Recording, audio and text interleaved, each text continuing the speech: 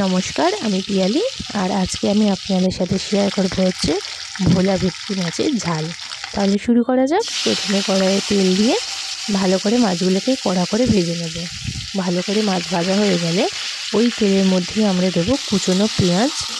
পেঁয়াজটাকে ভালো করে নাড়াচাড়া করে ভেজে নিতে হবে। ভালো মতো লাল লাল করে ভেজে নেওয়ার পরে যখন দেখব কালারটা চেঞ্জ হয়ে গেছে আমাদের পেঁয়াজের, তখন তার মধ্যে আমাদের আদা বাটা, রসুন বাটা, টমেটো বাটা আর কাঁচা লঙ্কা বাটা দিয়ে ভালো করে কষিয়ে নিতে হবে, যাতে আমাদের কাঁচা গন্ধটা চলে যায়, আদা আর টমেটোর কাঁচা গন্ধটা চলে যায়।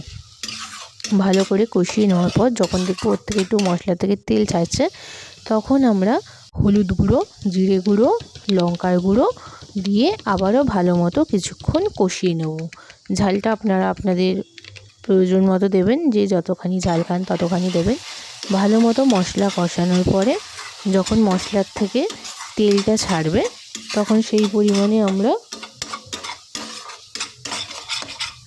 যখন মশলা থেকে তেলটা আমাদের বেরোবে, তখন আমরা কেটে রাখা আলুগুলো দিয়ে আবারও ভালো মতো কিছুক্ষণ কষিয়ে নেব। আলুর সাথে ভালো করে মশলাটাকে কষিয়ে নেওয়ার পরে আমরা স্বাদ মতো নুন দিয়ে দেবো ওর মধ্যে। আর যখন দেখব কষানোর থেকে ভালো মতো তেল ছেড়ে দিয়েছে, তখন আমরা পরিমাণ মতো জল দিয়ে দেবো। যে যতটা ঝোল খেতে চান সেরকমভাবে জল দিয়ে দেবেন।